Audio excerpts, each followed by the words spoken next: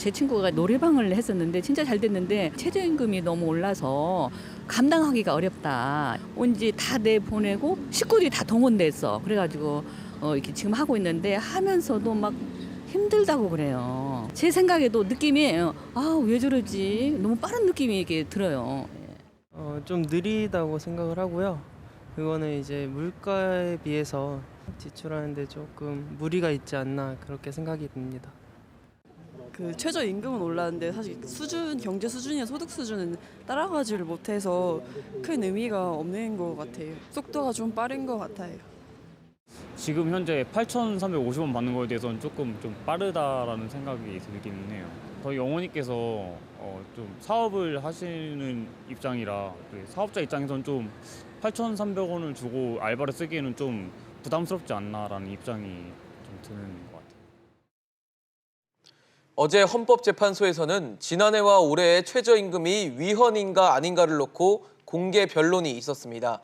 2년간 30% 가까이 오른 최저임금으로 인해 기업이 재산권과 경영의 자유를 침해당했기 때문에 위헌이라는 주장과 최저임금 인상이 사기업에 대한 통제가 될 수 없으므로 위헌이 아니라는 주장이 팽팽하게 맞붙었습니다.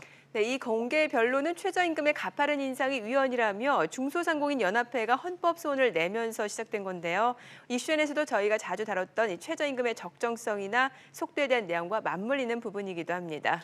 2년간 30% 가까이 오른 최저임금이 위헌이다, 또 아니다, 위헌으로 볼 수 없다. 여러분은 어떻게 생각하십니까? 오늘도 여러분의 다양한 의견 아침 토론으로 참여해 주시기 바랍니다. 100원의 이용료가 있는 샵 3698 유료 문자로 여러분들의 의견을 보내주시면 됩니다.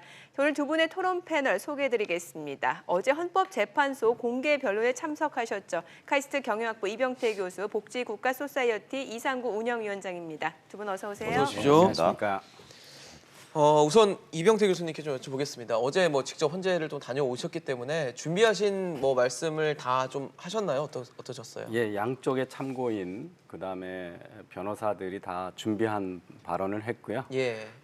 그런데 이제 저희들이 준비한 발언을 하고 재판관들이 질의응답하는 세션은 있었지만 네. 상대방이 주장한 거가 맞느냐로 하는 상호 검증 기회는 없었기 때문에 반박이나 검증은 없었고 충분한 논의가 됐다고는 볼 수가 없었습니다. 좀 아쉬움을 나타내셨는데요. 반면에 이상구 위원장께서는 현재 위원 공개 변론 자체가 어불성설이다라는 표현을 주셨단 말이죠. 왜 그렇게 보시는 거죠? 위헌 소송을 내는 거야 국민의 예. 기본권이니까 네. 당연히 할 수 있는 것인데요. 소송의 내용 자체가 말이 좀 안 되지 않는가라는 생각이 제가 들어서 그런 표현을 썼는데요. 일단 최저임금 인상 1만 원은 지난 대선 때 5명의 대선 후보 모두의 공통 공약이었습니다. 소위 말해서 국민적인 합의가 이루어진 그런 내용이라고 볼 수 있고요. 또 실제로 최저임금위원회라는 게 이제 각계의 대표들이 이 사회를 대표하는 이 사용자 측과 노동자 측 그리고 공익 대표들이 같이 와서 협의를 해서 하는 곳인데 이런 데서 이루어진 것조차도 위헌이라고 하면 우리나라에 과연 합법적인 게 뭐가 있겠나 이런 생각이 들고요. 가장 근본적으로는 경영권이라든지 이런 것도 중요하지만은 노동자의 생존권, 국민의 기본권으로서의 생존권 이 부분을 생각한다면 당연히 이거는 저는 기각 정도가 아니고 아예 각하가 될 그런 내용이 아닌가 생각합니다. 그러니까 그러니까 위헌이라는 소송 자체가 좀 말이 안 된다라고 표현을 해주셨는데 교수님께서 어떻게 좀 보십니까? 저는 그 말 자체가 말이 안 된다고 생각을 해요. 네. 첫 번째, 이게 소송 대상이 아니었으면 헌재가 각하를 했거나 기각을 했겠죠. 근데 소송이 된다고 그랬으니까 받아들여서 지금 재판을 진행 중인 거고요. 그다음에 대선 후보들이 공약한 게 사회적 합의냐. 우리나라 대선 후보들은 아무거나 다 공약합니다. 인기 영합에 정치인들이 부합한 거지 그걸 사회적 합의라고 누가 얘기를 하나요? 그렇게 사회적 합의면 왜 중소상공인들이 광화문에 나와서 사업을 접고 데모를 했을까요? 그다음에 5당 4당 후보가 다 공약을 했다고 그래도 대선은 대선 후보를 뽑은 거지 각 공약에 대해서 국민들이 투표한 거 아니거든요. 네네. 그다음에 똑같이 10,000원이라고 해도 적용하는 시점이 다 달랐습니다. 그런데 그걸 가장 빠른 시일 내에 시급 10,000원을 적용했다고 공약했던 게 불행히도 당선된 문재인 대통령 후보였던 거죠. 그래서 그걸 가지고 10,000원을 공약했다고 해서 똑같은 다 공약이냐? 그것도 맞지 않은 얘기라고 생각을 합니다. 네. 예. 네. 지금 어제 공개 변론 내용을 그러면은 토대로 좀 하나씩 좀 짚어보도록 하죠. 자, 소상공인들의 호소는 그러니까 이렇습니다. 2년간 너무 많이 가파르게 올라서 네. 최저임금이 많이 올라서 고통스럽다라는 부분인데 사실 이 부분은 국민적 공감대를 받을 수 있는 부분 아닌가 싶어요. 예, 우선 대통령이나 그 장하성 실장이나 전 실장이나 그 경제부총리나 다 이 소득주도 성장론이 고용에 나쁜 영향을 미친 거에 대해서 되게 죄송하다고 생각한다고 그랬고 뭐 뼛속까지 아프다는 네. 표현도 했죠. 근데 이걸 자꾸 부인하는 거는 좀 어불성설인 것 같고요. 저는 이게 고통스럽다의 문제만은 아니라고 생각해요. 아까 이 절차 과정도 형식적인 그 사회적 합의 기구를 거쳤지만 실제적으로는 정부가 영향력을 행사해서 최저임금위원회의 자율적인 결정이 아니라 마쿠에서 정부가 영향력을 행사해서 했기 때문에 절차부터가 저는 최저임금의 기본 법의 정신을 위반한 그래서 더 위헌적이다. 그래서 절차와 내용 모든 면에서 위헌적이라고 저는 생각을 하고 있습니다. 네. 지금 교수님께서는 이제 최저임금 결정의 절차와 내용 모두 다 위헌적이다라고 표현을 해주셨는데 위원장님께서는 어떤 의견 갖고 계십니까? 아마 교수님이 카이스트에서 가르치다 보니까 이 법률이나 이 행정 절차는 잘 몰라서 그렇게 말씀하신 것 같은데요. 정부의 합법적인 법에 규정된 절차에 따라서 진행된 것이라서 네. 이것이 지금 반복이 안 되고 있고 또 이번 그 위헌 소송이 처음이 아니거든요. 최저임금 관련된 소송이 여러 번 있었지만은 이 시스템 자체가 잘못되었다라는 이렇게 결정이 난 적은 한 번도 없다는 것을 다시 한번 말씀을 드리고요. 네. 저는 뭐 그럼에도 불구하고 최저임금 인상 때문에 여러 가지 사회적 문제가 있다는 부분, 요거는 인정을 좀 해야 될 것 같습니다. 네. 자, 지금 우리 시청자분들도 문자를 통해서 의견들 다양하게 올려주고 계시니까요. 네. 그 내용을 좀 간략하게 좀 보도록 하겠습니다. 끝자리 9919님은 생산 판매 가격은 그대로인데 임금만 오르다 보니까 사업하는 입장에서는 힘듭니다라고 올려주셨습니다. 네, 또 1880님은 최저임금은 비정규직 문제로 알바, 기간제, 계약직 또 이런 외에 정규직 급여에 따져보면 현재 최저임금은 정규직보다 못 미치는 겁니다. 라고 네. 의견 주셨습니다. 끝자리 0866님 최저임금은 위헌으로 생각한다라고 올려주셨고요. 또 6002님도 기업도 살아야 일자리도 있을 거라 생각합니다. 네, 현실을 외면한 정책 탁상 행정입니다. 국민 합의는 누가 한 건지요? 최저임금 올리고 도리어 일자리가 줄었습니다라고 1236님이 문자를 주셨습니다. 네, 끝자리 1600님은 사용자들이 욕심만 채우고자 최저임금 올리는 걸 위헌이라고 하는 자체가 웃기네요라고 하면서 위헌이 아니다라는 또 의견도 올려주셨습니다. 네, 굉장히 많은 분들이 지금 문자 주고 계신데요. 저희 지금 아침 토론 진행하는 동안 계속 의견 주시면 저희 토론과 함께 진행하도록 하겠습니다. 네. 사실 교수님, 지난 10년간 소비자 물가 상승률이 한 20% 정도 됐다고 하네요. 근데 최저임금 인상률은 이 106%, 107%. 그러니까 물가 상승률이 한 5배 달한다. 그래서 이것이 곧 국가 통제에 의한 뭐 계획 경제로 가는 거다. 이런 얘기도 있는데 물가 상승률을 반영해야 되는 건 맞는 것 같은데 지나치게 높다는 지적은 있는 것 같거든요. 예, 그 말씀 전에 방금 말씀하신 네. 카이스트에서 강의하고 있으니까 법의 절차를 모른다 예. 이런 거는 토론하는데 기본 예의가 안 돼 있는 거예요. 예, 이런 식의 토론을 자꾸 우리 다음 세대들한테 보여주면 이건 아주 부당하다는 걸 제가 네. 먼저 말씀을 드리고요. 예. 분명히 해야 될 거는 이번 위헌은 최저임금제 자체가 위헌이라는 거를 지금 소송하는 게 아닙니다. 네. 2018년, 2017년에 일어났던 두 번의 최저임금 인상이 위헌적이라고 하는 거지 최저임금제 자체를 위헌이라고 하는 게 아니라는 걸 좀 얘기를 드리고요. 그 물가, 뭐 생활, 생계비, 경제 수준, 뭐 노동 생산성 여러 가지 요소를 반영한다고 돼 있는데 네. 그거 대비 몇 %라고 가지고 이걸 판단하기는 되게 어렵습니다. 왜냐하면 만약에 우리나라의 최저임금이 중위권 임금비에 아주 낮다면 만약에 중위권 임금이 10,000원인데 최저임금이 1,000원이다. 네. 그럼 그때 2,000원을 올려주든 3,000원 올려주든 사회적인 영향이 적죠. 그러니까 지금 최저임금 수준이 우리나라의 임금 전체 분포 중에 어디까지 와 있냐 하고 그다음에 이 최저임금에 의해서 얼마나 많은 사람들이 영향을 받느냐에 따라서 경제에 미치는 영향이 큰 거죠. 그래서 제가 누누이 강조하는 거는 지금 우리나라의 최저임금 수준이 우리나라의 경제력에 비해서 이미 높은 수준에 와 있다는 겁니다. 이미 상당한 수준으로 수준에 와 왔다고 있다. 보시는군요. 중위권 소득을 넘어서 지난 2018년에 결정할 때 다른 나라에서 얘기하는 미디언 인컴, 중위권 소득에 비해서 너무 근접하니까 최저임금위원회가 2018년에 지금 사퇴한 공익위원들이 이걸 평균 임금 대비로 기준을 바꿔버렸어요. 그런 정도로 그 답을 정해놓고 엉터리로 했었고 그다음에 우리나라처럼 OECD 국가 중에 최저임금 적용 대상자 근로자가 최저임금위원회의 공식 통계가 28%거든요.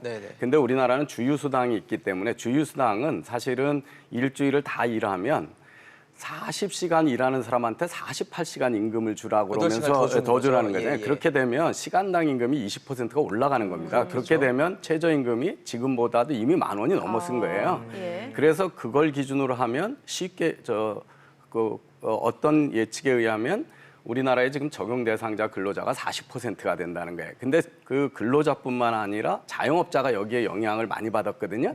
그러면 경제활동 인구의 과반 이상이 이 제도에서 영향을 받으면 이거는 그 사회적 약자를 보호하겠다는 최저임금이 아니라 평균 임금이 돼버렸기 때문에 그게 계획경제적이라는 겁니다. 그래서 이걸 따질 때는 뭐 물가 이런 것도 감안해야 되지만 지금 어느 수준이냐, 그 어느 수준이라는 게 근로자들이 받고 싶은 기준으로 돼서는 안 되는 거죠. 왜냐하면 경제가 감당할 수 있는 수준이냐라고 하는 게 더 중요한 거고 그게 얼마나 많은 영향을 주니까 실제적으로 경제에 얼마만큼 많은 거를 정부가 통제하느냐로 봐야 된다. 저는 그렇게 생각하고 있습니다. 교수님께서는 이제 최저임금 수준이 어느 정도 상당한 수준에 올라왔고 또 이미 주휴수당까지 포함하면 10,000원도 넘고 또 뭐 근로자랑 자영업자를 포함하면 이 최저임금으로 받는 영향이 과반을 넘는다, 과반이다라고 말씀해 주셨는데 위원장님 어떻게 보십니까? 예, 먼저 우리 교수님께서 그렇게 들으셨던 부분에 대해서 제가 사과를 좀 드리고 싶고요. 하도 답답해서 제가 그런 표현을 썼는데요. 왜 그러냐 하면 실제로 이 최저임금이 지금 교수님께서 문제 제기한 것은 최근 2년간의 상승률 30%를 갖고 문제를 제기했는데요.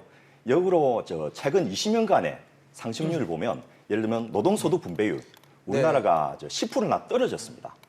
이런 것들 본다면 20년 거를 못했던 것을 모아가지고 한 5년 내에 하겠다는 이런 측면에서 본다면 오히려 이거는 좀 너무 느린 측면이 있다라고 볼 수도 있고요. 뭐 그렇다고 최저임금의 그 속도에 문제가 없다는 것은 아니고 또 정책에 그 여러 가지 보완들이 더 돼야 된다는 것은 제가 인정을 합니다만은 또 평균임금을 적용해야 된다 이런 말씀도 문제가 있는 게 우리나라는 소득 양극화가 미국 다음으로 세계에서 1등인 나라입니다.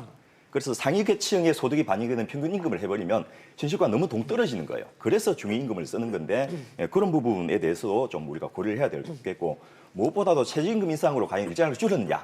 요거는 이미 이제 정부 통계 결과가 여러 군데 나와 있는데요. 실제로 이제 일자리가 많이 줄고 해고가 많이 됐는데 폐업한 곳이 어디냐면 이 1인 사업자 또는 무급 가족 경영 종사자 소위 말해서 아버지나 엄마가 개업하고 그 자식들을 거기서 같이 도와주셔서 일하는 이런 곳이지 소상공인, 소위 말해서 10인 미만의 그 직원들 고용하고 있는 쪽은 별로 줄어들지 않았다는 겁니다. 그러니까 최저임금 인상 때문에 인건비 부담으로 이 폐업이 된 것이 아니다라는 이런 결과도 나와 있고요. 또 하나는 또 실제로 아마 지난주에 발표된 거로 기억하는데 이 소득 분배율이 상당히 최저임금 인상 때문에 좋아지고 이 임금의 그 어떤 비중이 높아진 이런 좋은 결과들이 나오고 있기 때문에 이런 사회적인 영향이나 효과나 또 지난 20년간의 어떤 전체 과정을 본다면 꼭 필요한 부분이지 또 보완에 대해서 우리가 어떻게 해야 될 것인지를 논의해야 될 것이지 그 최저임금 인상 제도 자체를 또는 인상 속도를 가지고 이야기할 건 아니지 않겠나 싶습니다. 지금 뭐 말씀해 주신 내용 중에는 이제 1인 사업장에 대해서 인건비 부담 말씀 주셨고 오히려 10인 미만은 인건비 부담이 없기 때문에 없는 게 아니고 최저임금 인상이 그 감당 못할 정도까지는 아니라는 얘기죠. 왜냐하면 폐업이나 이런 게 별로 없었거든요. 그 계층에서는. 그래요? 근데 시청자들의 문자는 조금 다른 것 같습니다. 제가 좀 몇 가지 정정을 해야 될 것 같아요. 우리 사회에서 이런 그 오해 내지는 왜곡이 너무 많아요. 우선은 무급 1인 사업자 폐업이 줄었기 때문에 영향을 안 받는다고 그러는데 그건 경제 현실의 실상을 모르시는 거예요. 우리 지금까지는 그 4대 보험 같은 걸 내지 않기 위해서 그 고용자로 등록하지 않은 고용자들이 사실은 통계상에는 무급으로 정부 통계 나오지만 그 밑에서 일하는 사람들이 상당히 많았습니다. 네. 그 인원이 소상공인 통계에 의하면 많으면 700만 가까이 되는 거로 돼 있습니다. 그래서 이런 통계를 가지고 자꾸 얘기하는 거 맞지 않고요.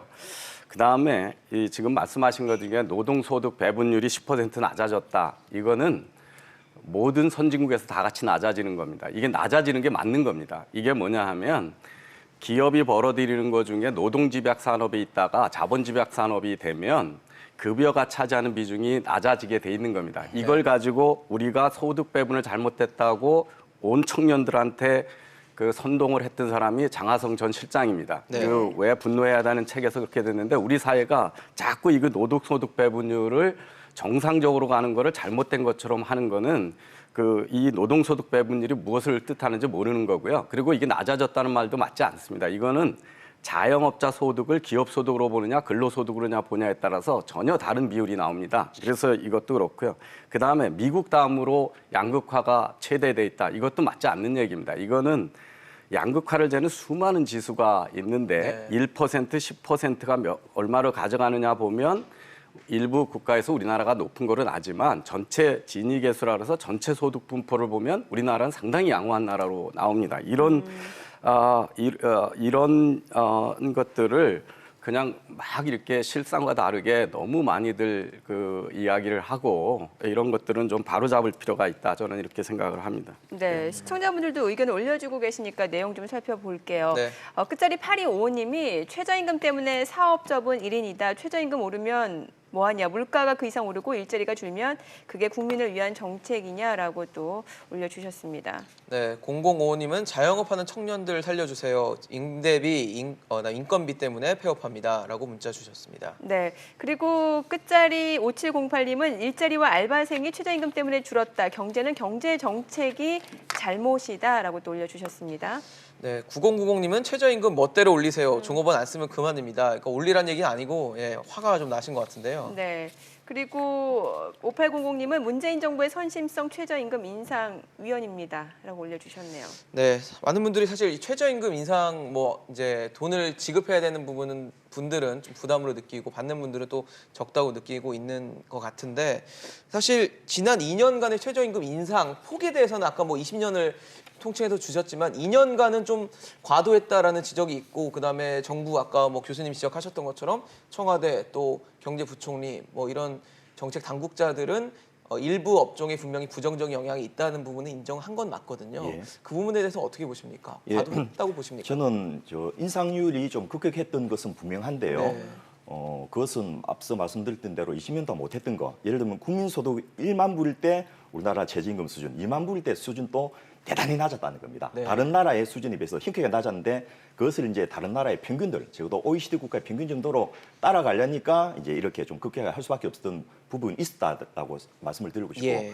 또 하나는 최저임금 인상을 통해서 이 노동소득 분배를 높이는 방법 중에 하나가 그 외에도 다양한 방법들이 많이 있는데 그런 방법들을 안 쓰고 최저임금 인상에만 너무 집중했기 때문에 네. 이거는 팔리시 페일리어, 정책의 실패보다는 가버넌스 페일리어, 행정의 실패 부분이 더 많다는 거죠.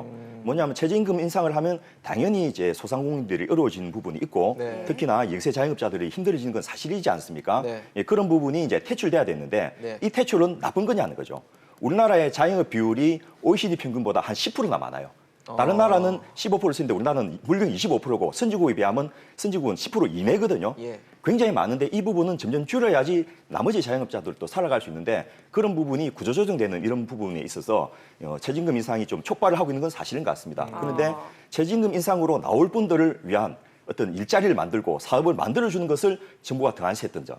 이런 부분 또 보편적 복지를 좀 더 강화해가지고 이제 겨우 실업 부족 같은 이야기가 나오고 있는데 그런 부분을 미리 준비 못했던 점 이런 거는 정부가 분명히 지적해야 될 문제지만은 최저임금 인상 자체를 문제 삼는 것은 좀 문제지 않겠나 싶고요. 앞서 말씀하셨던 대로 그 최저임금 우리나라의 그 수준이 적정하냐라는 이야기도 노동소득 분배율을 한 측면에서 보면 OECD 탑이 아니고 OECD 평균에 비해서 우리가 5%가 낮거든요. 네. 그 말은 전 국민들이 90조 원을 매년 임금으로 못 받는다는 이야기입니다. 그런 네. 상황을 고려한다면 지금 굉장히 어려운 큰 이유 중에 하나가 바로 내수가 어렵기 때문인데 네네. 내수 어려운 거는 소비자의 구매력이 없기 때문이거든요. 예. 최저임금 인상을 통해서라도 적극적으로 구매력을 소득을 만들어주는 게 높여야 된다. 그게 저는 경제 정책으로서 굉장히 중요하다고 생각합니다. 알겠습니다. 앞서 최저임금 결정에 있어서 정부가 영향력을 행사하는 것 자체가 계획경제다라는 말씀을 주셨으니까요. 그러면 최저임금 결정에 어떤 요소가 중요하다라고 보십니까? 우선 지금 말씀하신 거에서 또 제가 좀 토를 달아야 되겠는데요. 자꾸 우리나라를 OECD 평균이나 선진국하고 비교하는 거는 이거 정말 OECD 평균 비교병입니다. 우리나라가 시간당 노동 생산성에서 OECD 국가 34개국 중에 29위 정도 되는 낮은 나라입니다. 그리고 비교 대상이 되고 있는 서유럽의 선진국들이 예를 들어서 스위스가 3만 불에 도달한 게 1987년입니다. 그런데 모든 것들을 그거하고 비교해서 낮다 이렇게 얘기하는 거가 상당히 위험한 발상이고요. 자영업 비중이 높으니까 구조조정해야 된다. 참 네. 편한 얘기죠. 그런데 왜 우리나라가 자영업이 높으냐를 생각해 보셔야 돼요. 우리나라는 압축 성장을 했기 때문에 장년층의 교육 수준이 낮습니다. 지금 50대 이상의 우리나라 평균 교육 연한이 10년이에요, 10년. 그 중졸이에요. 그래서 60대, 70대는 초졸, 무졸, 중졸이 다수 있습니다. 그래서 네. 이분들은 이제 정상화된 현대화된 기업에서 근무하기가 어렵습니다. 그래서 60년대 80% 하던 자영업 비중이 꾸준히 내려가서 지금 25% 내려갔는데 이걸 한꺼번에 OECD 수준에 맞춘다? 그분들을 다 복지로 할 거예요. 그래서 이런 그 OECD 기준에다 대고 자꾸 비교하는 것들은 아까 왜 우리나라에서 이런 저임금 근로자가 많으냐면 대기업 고용 비중이 적기 때문에 그런 거거든요. 그런 걸 무시하고 했기 때문에 무리가 되는 건데 그걸 임금을 올려서 구조조정을 한다? 그거는 경제를 망치게 되는 거죠. 자, 최저임금 어떻게 결정해야 되느냐? 저는 우리나라 결정 구조 같은 것도 전 세계적으로 보면 상당히 예외적인 겁니다. 왜냐하면 정말 대리인을 제대로 사용자를 대리하지도 않는 관료 출신들의 경제단체에서 나온 사람들하고 노동자 단체인데 그것도 중소상공인은 대변하지도 않는 대기업의 강성노조 출신의 대표들이 모여서 돈 줄 사람은 아무 고려 안 하고 자기들끼리 결정하는 거거든요. 네. 그런데 한 번도 합의해 본 적도 없어요, 사실은. 사실 이견들 계속 보이다가 공익위원들의 그냥 결정으로, 공익위원들의 결정으로 됐었죠. 좌우돼요. 그리고 더 문제가 된 거는 2018년 일정은 김명주 전 노동부 장관이 노동운동하던 출신이어가지고 네. 다 좌편향 노조 친화적인 공익위원을 임명을 해가지고 이 16.4% 올린 대란이 일어났는데도 무시하고 다시 10.9%를 올리는 예. 그래서 이번에 노동부 장관이 뭐라고 그랬습니까? 공익위원 교체하면서 공정하고 전문성 중심으로 이번에 임명했다고 그러죠. 네. 그 얘기는 이전 공익위원들은 전문성이나 공평하지 않은 사람들을 임명했다는 뜻이에요. 그래서 형식적으로는 갖출 줄 몰랐어도 이거는 완전히 이념 편향적인 정부가 만들어낸 네. 상사이기 때문에 저는 프랑스 같은 제도를 도입을 해야 된다 생각을 해요. 프랑스 같은 데나 미국 같은 데는 이게 합의에 의해서 무슨 노사 타결하자 하는 게 아니라 정부가 책임지고 결정하는 거고 프랑스는 아예 공식으로 돼 있습니다. 네, 물가 네. 인상 부분에 얼마에다가 추가적인 거를 반영할 수 있을 정도인데 우리처럼 노사 간의 신뢰가 낮은 나라에서 이렇게 무책임하게 그것도 네, 3개월 후에 임금이 얼마가 될지 모르는 거를 단기간에 결정하는 예. 방식은 앞으로도 계속 경제에 어마어마한 족쇄가 될 거다. 네. 그래서 네. 제도를 하려면 어차피 우리 사회의 신뢰 부족을 인정하고 공식에 의해서 물가 수준 그리고 몇 % 이상의 근로자는 적용받지 않는다는 몇 가지 기준을 정해야 된다. 저는 네. 그렇게 생각을 합니다. 알겠습니다. 네, 좀 짧게 마무리 말씀 좀 네, 부탁드릴게요. 이제 올해도 최저임금 결정하니까요, 이제. 예, 최저임금 인상에 여러 가지 행정적인 어려움이 있다는 것은 정부도 인정하고 대통령께서도 말씀하시던 내용인데요. 이 자영업자나 소상공인들의 어려움을 최저임금 인상으로 몰아간 것 또한 올바른 접근 방법은 아닌 것 같고요. 실제로 자영업자나 소상공인들 설문조사해 보면 임대료에 대한 부담이 1등입니다. 그리고 또 네. 압도적인 다수로 1등이고요. 또 원하청 관계의 정상화 이런 부분도 좀 적극적으로 손을 대야 되는데 이런 두 가지 예를 들면 이 토지 보유세 같은 부분은 지금 찔끔해서 안 하는 것보단 이런 정도를 하고 있으면서 최저임금 인상만으로 문제를 몰아가는 것은 올바른 방법은 아니고 이제는 정상국가가 돼야죠. OECD 따라가기라고 이야기하시지만은 OECD를 그렇게 된 나라들 그렇게 된 이유들이 있지 않겠습니까?